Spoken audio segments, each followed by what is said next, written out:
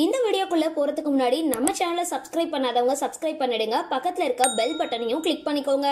வாங்க வீடியோக்குள்ள போகலாம். நடிகர் ஆனந்த்ராஜ் தன்னுடைய மனைவி, மகன் மற்றும் மகள் கூட இருக்கிற அழகிய குடும்ப புகைப்படங்களை பகிர்ந்திருக்காரு. தமிழ் சினிமால 80 மற்றும் 90களில் மிரட்டல் வில்லனா நூற்றுக்கணக்கான படங்கள்ல நடிச்சவர் தான் நடிகர் ஆனந்த்ராஜ்.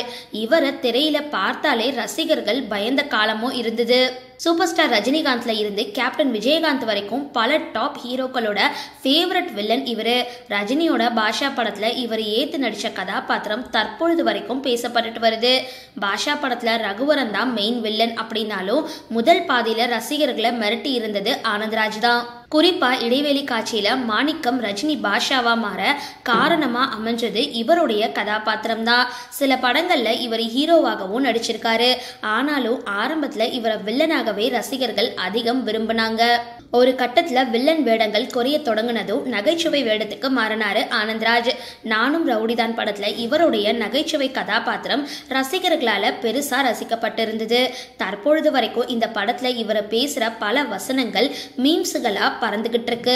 அதுக்கப்புறம் தில்லுக்கு தொட்டு, மரகத நாணயம், ஜாக்பாட், பிகில் போன்ற பல படங்கள்ல நகைச்சுவை கலந்த குணச்சித்திர வேடங்கள்ல ஆனந்த்ராஜ் நடிச்சிட்டு வந்தாரு. ஒரு சிலரை தான் தமிழ் சினிமா ரசிகர்கள் வில்லனாகவும் காமெடியனாகவும் ஏத்துக்குவாங்க. அதுல ஆனந்த்ராஜும் ஒருத்தர். சமீபத்திய பேட்டி ஒண்ணுல இவரு தன்னுடைய மனைவி, மகன் மற்றும் மகள் கூட இருக்கிற அழகான குடும்ப புகைப்படங்களை பகிர்ந்திருக்காரு. அதுல இவருடைய மனைவியை பார்த்த பலருமே இவங்களும் சினிமாவில நடிக்கலாமே அப்படின்னு சொல்லிட்டு வராங்க. தன்னுடைய மனைவி குறித்து அந்த பேட்டியில பேசின ஆனந்த்ராஜ், என் மனைவிக்கு நான் காமெடியனா நடிக்கிறத விட வில்லனா நடிக்கிறது தான் ரொம்பவே பிடிக்கும். ஏன்னா ஹீரோவாகவும் காமெடியனாகவும் நடிச்சா எல்லாருக்குமே பிடிச்சிடும். ஆனா வில்லனா நடிச்சா என் மனைவிக்கு மட்டும்தான் என்னை பிடிக்கும் அப்படின்னு இதுக்கு ஒரு காரணமும் அவர் வச்சிருக்காரு அப்படின்னு ஆனந்த்ராஜ் அந்த பேட்டியில தெரிவிச்சிருக்காரு. சரி, இந்த வீடியோ பத்தின உங்களோட கருத்துக்களை கீழே கமெண்ட் பாக்ஸ்ல போஸ்ட் பண்ணுங்க. வீடியோ பிடிச்சிருந்தா லைக் பண்ணுங்க, ஷேர் பண்ணுங்க, மறக்காம டிபி காபி சேனலை சப்ஸ்கிரைப் பண்ணுங்க.